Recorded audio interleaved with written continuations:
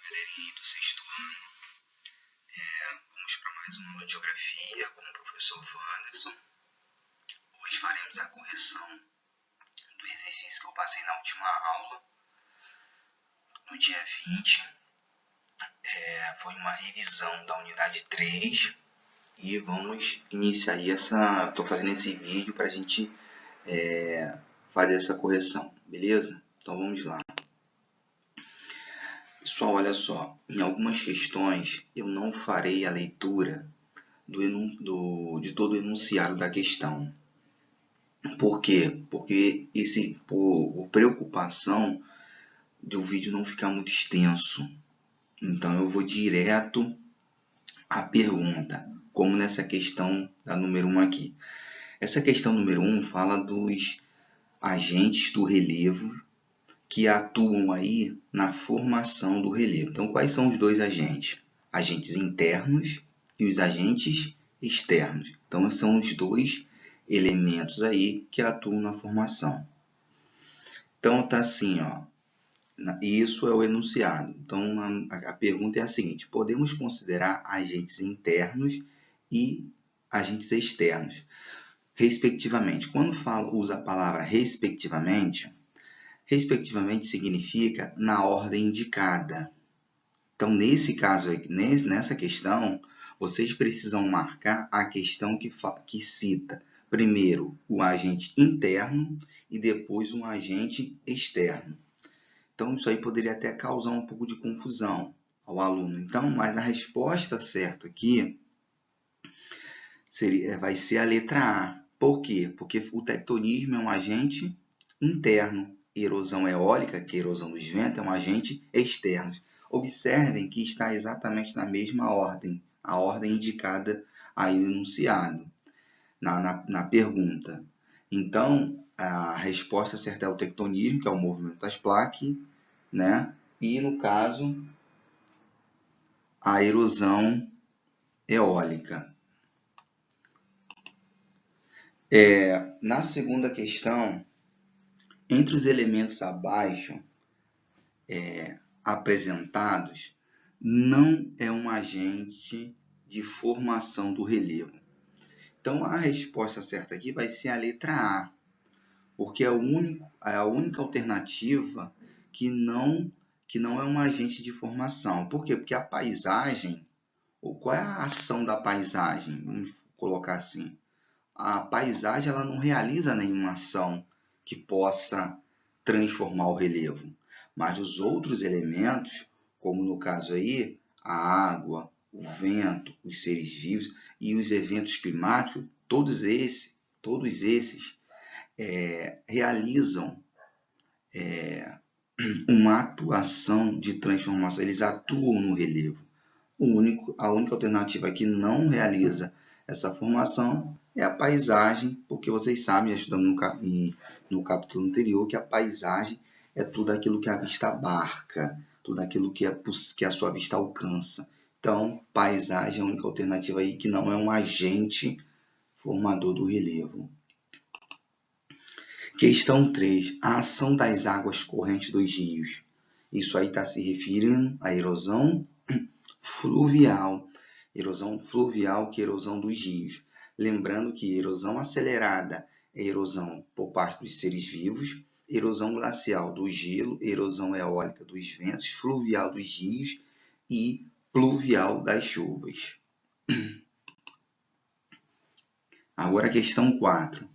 A figura representada fala sobre as camadas da Terra, certo? Então, a alternativa correta vai ser a letra C, que fala, olha, a crosta terrestre ela é sólida, isso aí, ela é sólida, e nela são encontradas o quê? As rochas. Então, nesse caso aí, aliás, na crosta terrestre é a única camada sólida da Terra, e nela são encontradas rochas e também solo, tá? Que são originários são oriundos aí das rochas, do solo. A alteração das rochas. Aí fala aí sobre como que as rochas elas sofrem as suas alterações. Então, só lembrando que o intemperismo o desgaste que a rocha sofre, e esse desgaste ele pode ser pela ação do intemperismo químico ou do intemperismo físico. Então, na questão 5, o processo de alteração da rocha é chamado de intemperismo. Mais adiante eu vou tratar também sobre o intemperismo, então vamos ir adiante. Na próxima questão eu estarei falando especificamente sobre o intemperismo químico e físico. Questão 6. Agora fala aí sobre as formas de relevo, que são as 4 principais, tá? Montanhas, planaltos, planícies e depressões. Então a primeira está aqui, superfícies irregulares. Gente, superfícies irregulares, você já pode ver que esse terreno vai ser um terreno que é acidentado. Então, a forma de relevo aí que apresenta uma superfície bem acidentada pode ser as montanhas ou os planaltos. Porém, mais adiante, a questão vai dando o enunciado vai citando outras características que a gente pode observar ali, atentar para os planaltos, que no caso aí, até o geógrafo Jurandir Rossi, ele caracteriza planaltos, né? Que planalto é onde o processo de erosão supera o processo de sedimentação. Então, aqui nessa segunda parte, sofrem com a ação dos agentes erosivos, de agentes de sedimentação. Que de agente de sedimentação? Então, nessa primeira questão aí, a resposta vai ser o planaltos. Se é a letra B. Superfície pouco elevadas, planícies, né? Então, as planícies são áreas onde você não vai ter um relevo muito variado e aí vai ser o inverso de planalto.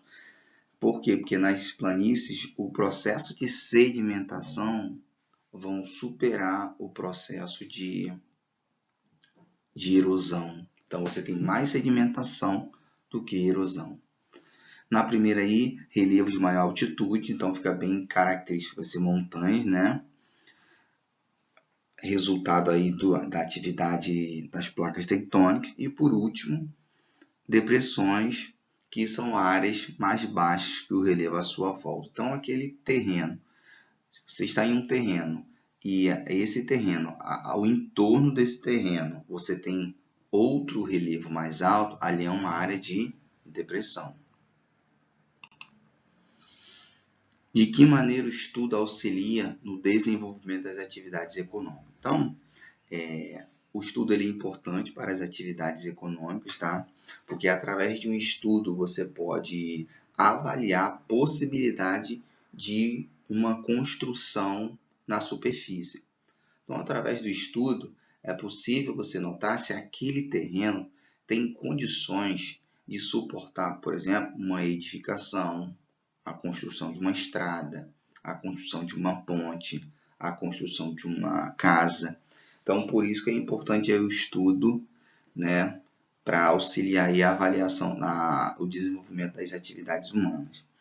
E aí pede para a gente citar 2 exemplos. Então, 2 exemplos que vou colocar aqui, que eu coloquei aí na resposta, vai ser a técnicas na área de engenharia, que permite a construção de rodovias em serras. E outro exemplo vai ser a agricultura com a técnica de terraceamento. Só lembrando que o que acontece?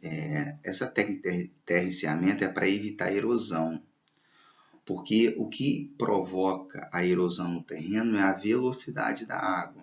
Então, essa técnica de terraceamento, você diminui a velocidade da água. Ao diminuir a velocidade da água, né, a erosão ela não ocorre. Só lembrando que técnica de terraceamento é quando se fazem degraus no terreno, no relevo. Aí, através desses degraus, impede aí a velocidade da água. Questão 8, que fala aí sobre o intemperismo.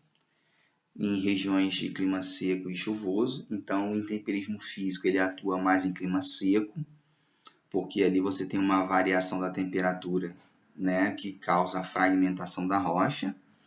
E o clima chuvoso, intemperismo químico, que ocorre porque a água acaba dissolvendo os minerais que compõem a rocha. Depressões relativas e absolutas. Depressões relativas no mesmo nível do mar, absoluta abaixo do nível do mar. Um exemplo disso é a Holanda, onde parte do seu território é abaixo do nível do mar. Explique a teoria da deriva continental. Essa teoria aí foi criada pelo cientista alemão Alfred Wegener, no início do século XX, e que, segundo ele, os continentes, há cerca de 200 milhões de anos, 200 a 250 milhões de anos, estavam juntos, porém se separaram.